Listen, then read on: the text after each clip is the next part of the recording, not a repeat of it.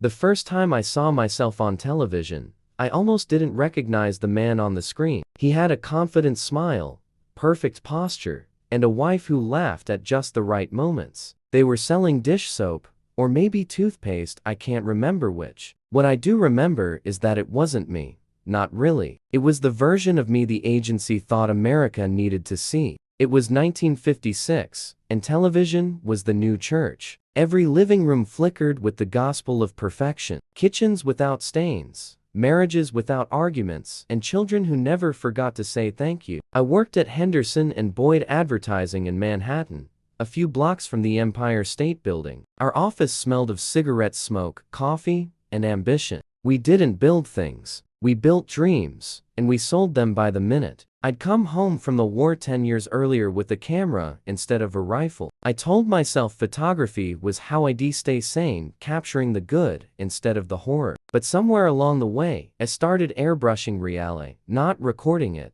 My name was Frank Dawson, and I was one of the men who sold happiness to a country still learning how to forget. Each morning, I'd walk past the receptionist's desk, past the rows of men in gray suits rehearsing slogans, cleaner, brighter, better, and settle into my studio with its bright lights and glossy backdrops. Housewives posed beside gleaming stoves, husbands pretended to fix toasters, and I clicked the shutter when the smiles aligned just right. One afternoon in June, we were shooting a spot for a new brand of coffee. The script called for the actress to look lovingly at her husband after tasting his morning brew. Simple enough. We'd done it 100 times. But during the 5th take, something unexpected happened. Between the director's barked orders and the hum of the lights, she looked at him, really looked at him. There was a pause, a faint tremble in her smile, and for a moment it wasn't acting. I caught it without thinking. One frame, a fraction of a second, raw and unguarded. When I developed the film later that night, that single shot stopped me cold. There was no glamour in it, no perfection. No script. Just two tired people who'd probably fought that morning and still cared enough to share a quiet moment. It felt real, and it was beautiful. The next day, I slipped that photograph into the final reel by mistake, or maybe on purpose. I'll never know. When the client saw it, he frowned. "She looks sad," he said. "That's not the image we want."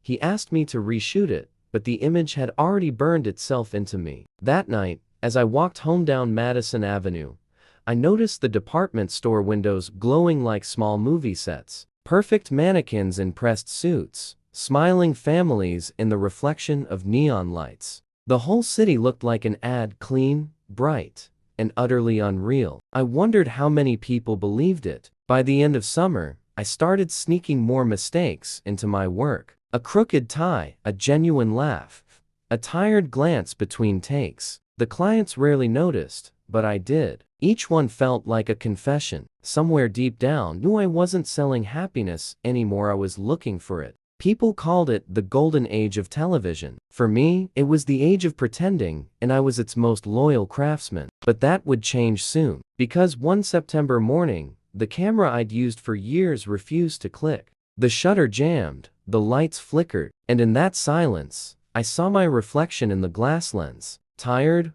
older, and suddenly unsure whether I'd been capturing moments or erasing them all along. And that's where this story truly begins. The day the man who sold happiness finally stopped believing in it. The reel wasn't supposed to air. That's the part everyone forgets when they tell the story later. It was meant to be shelved, labeled draft, like so many others before it. But one rainy Tuesday in October, the assistant editor mixed up the reels for a live broadcast.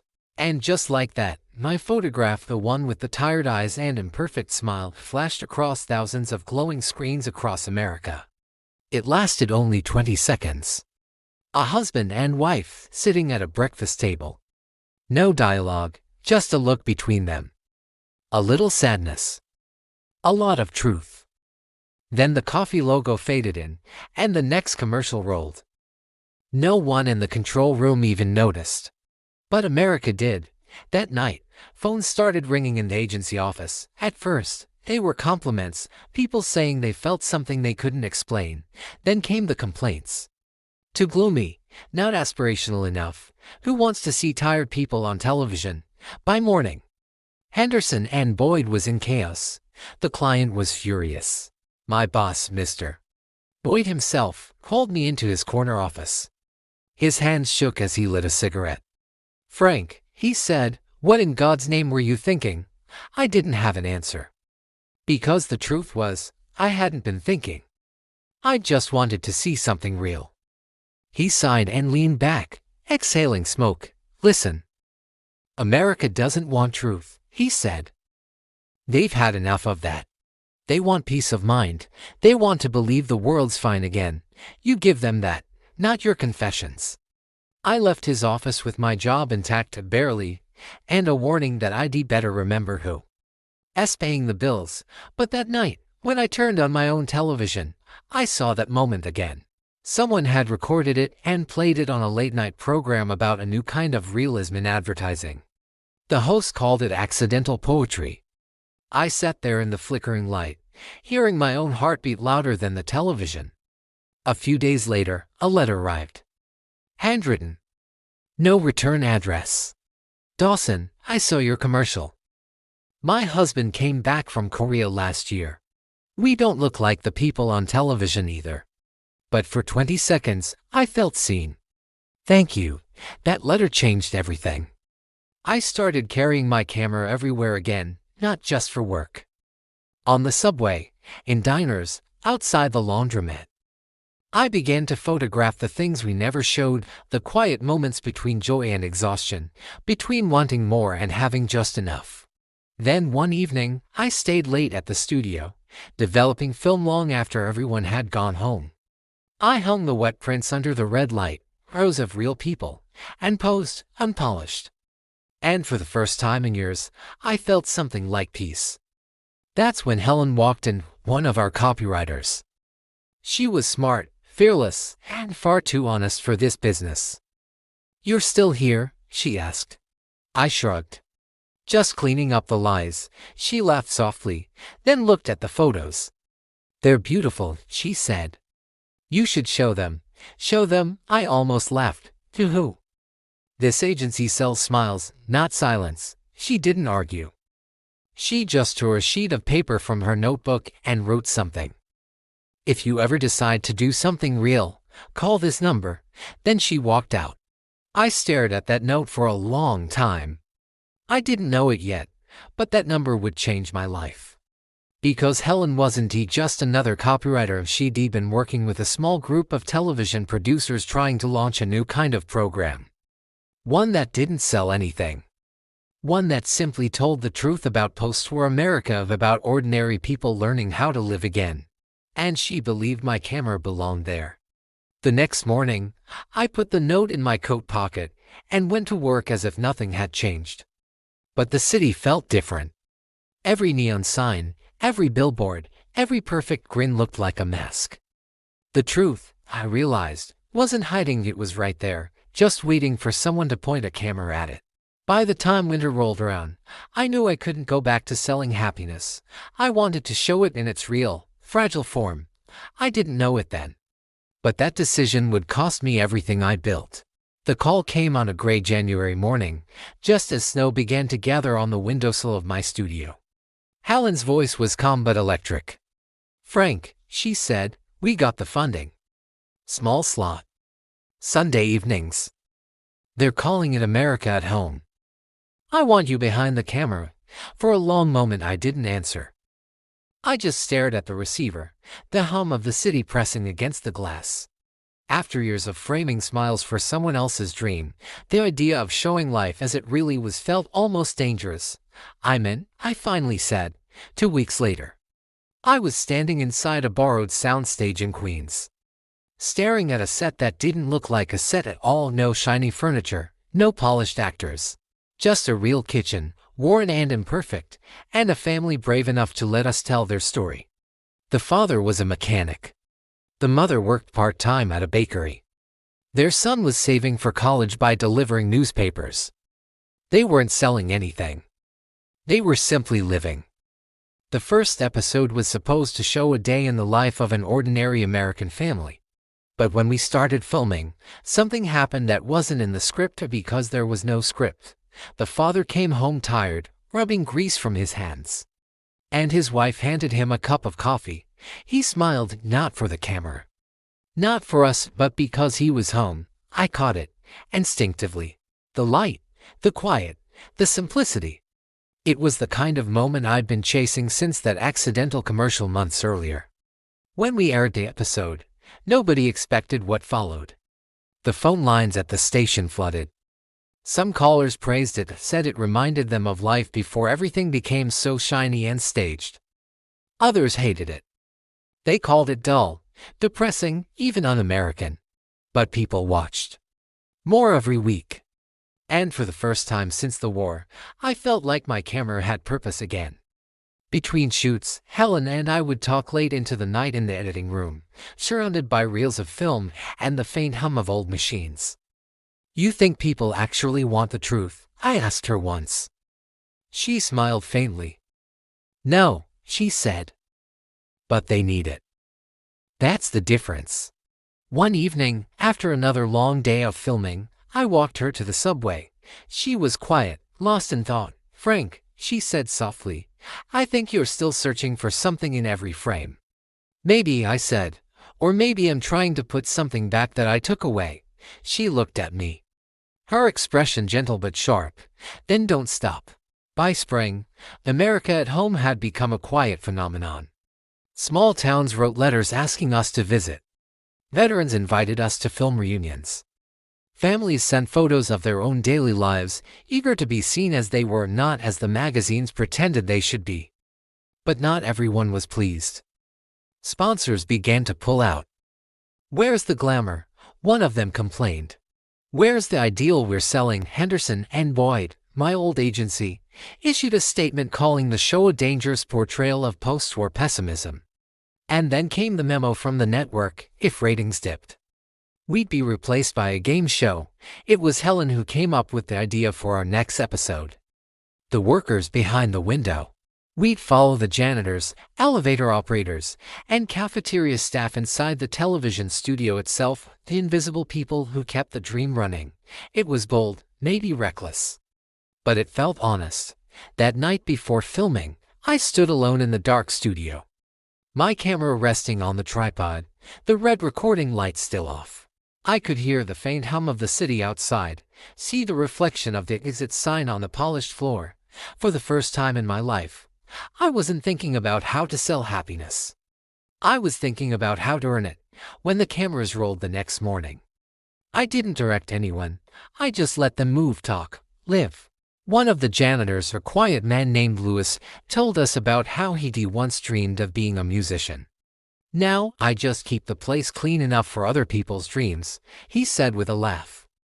That line hit me harder than any slogan I'd ever written. I didn't know it yet, but that episode would become our most controversial, and our last. The morning after the workers behind the window aired, the phones wouldn't stop ringing. Not at the network, not at the agency, not even at my apartment. Some called it the most moving thing they'd ever seen, a portrait of working people finally given their faces back. Others called it dangerous and patriotic, communist. Sponsors threatened to pull every cent of advertising they'd ever given the network. By noon, the studio was in chaos, executives shouting, assistants crying, reporters gathering in the lobby like vultures.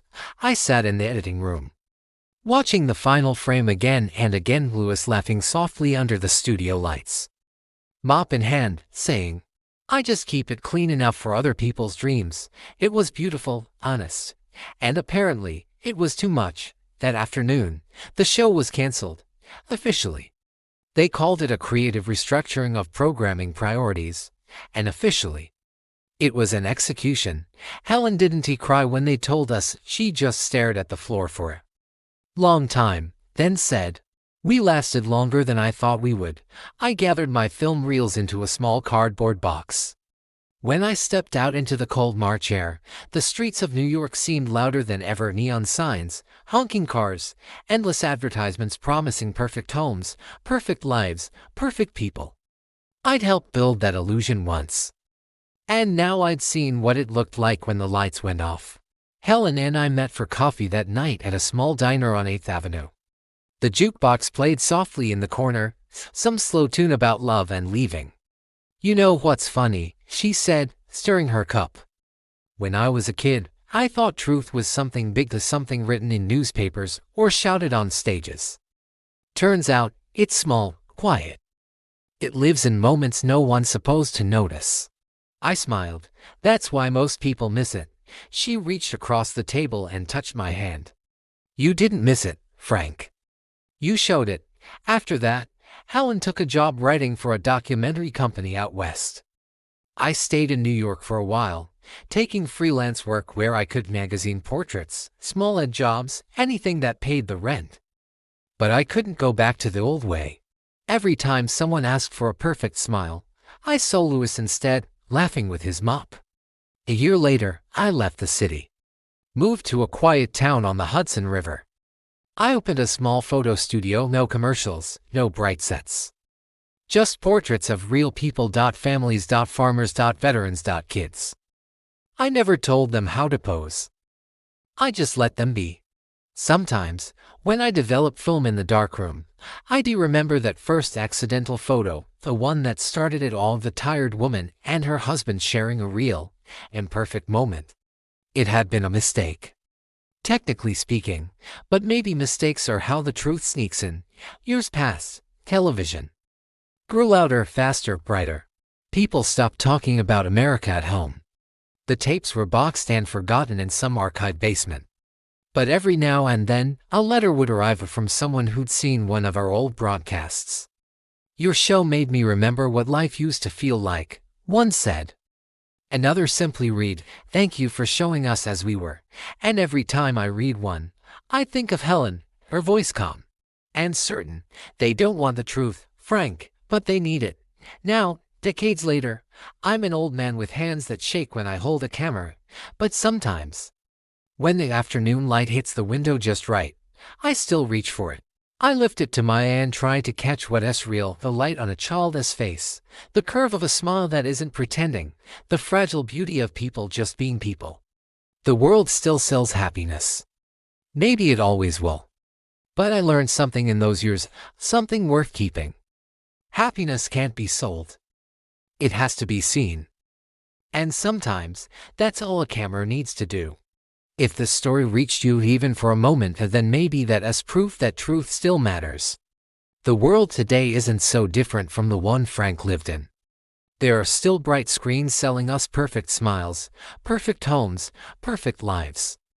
But somewhere behind all that noise, there are still people, real people, trying to hold on to something honest.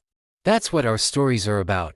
Not headlines, not heroes, but the quiet moments that remind us who we are, the ones that get lost in the rush of progress, but never really disappear. Maybe you remember a time when life felt simpler, when the light from an old television flickered across the living room, when families ate together without hurry, when happiness wasn't something you bought, but something you noticed.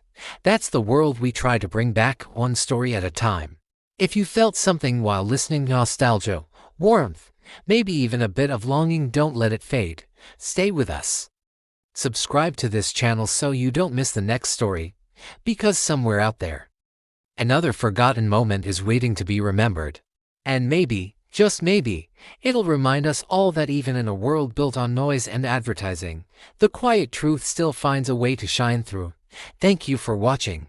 Thank you for remembering. And thank you for keeping the light of real stories alive.